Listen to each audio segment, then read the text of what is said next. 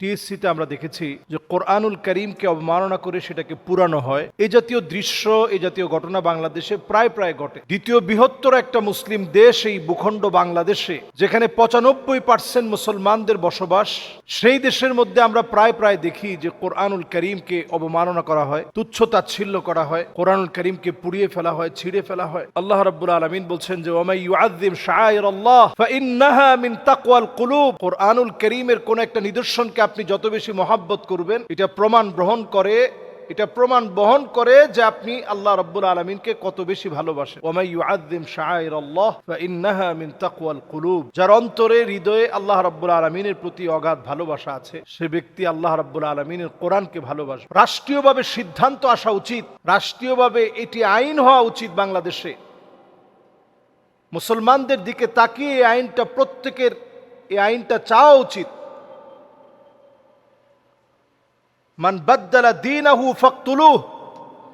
দিনটাকে যে পরিবর্তন করে ফেলবে, দিনের মধ্যে যে পরিবর্তন সাধন করবে, ইসলামের কোনো একটি বিষয় নিয়ে, নবী করিম সাল্লাল্লাহু আলাইহি সাল্লামকে নিয়ে, কোরআন নিয়ে যদি কেউ কটূক্তি করে, ফাকতুলুহু, তার শাস্তি হবে মৃত্যুদণ্ড।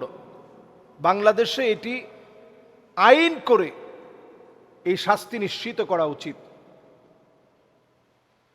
এবং বাংলাদেশে আমরা লক্ষ্য করি এটি প্রায় বিভিন্ন যারা ইসলাম ত্যাগ করে এমন অনেক মুরতাদ এ জাতীয় ঘটনা ঘটিয়ে থাকে।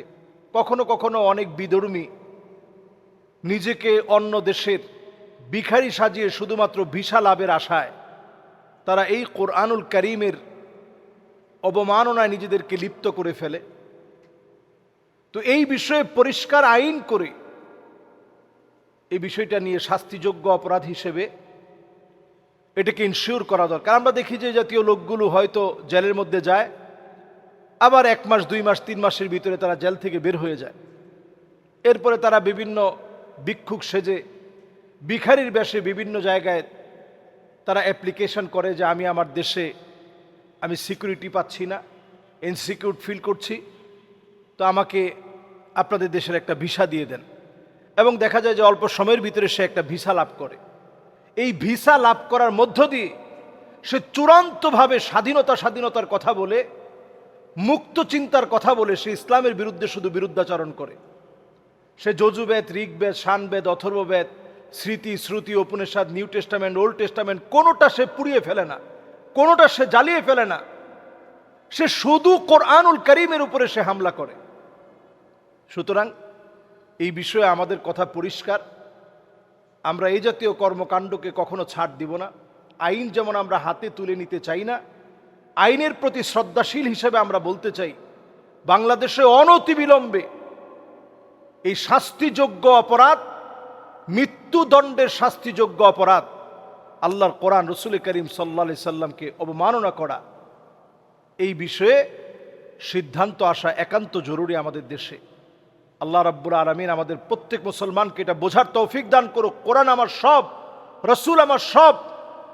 নেতার চাইতে যেভাবে আমরা দলকে বড় মনে করি, দলের চাইতে যেভাবে আমরা আদর্শকে বড় মনে করি, আদর্শের চাইতে যেভাবে আমরা রাষ্ট্রকে বড় মনে করি, রাষ্ট্রের চাইতে ইসলামকে কোটি গুণ বড় মনে করতেই হবে, না হলে আমরা ইমানদারের পরিচয় দিতে পারব না।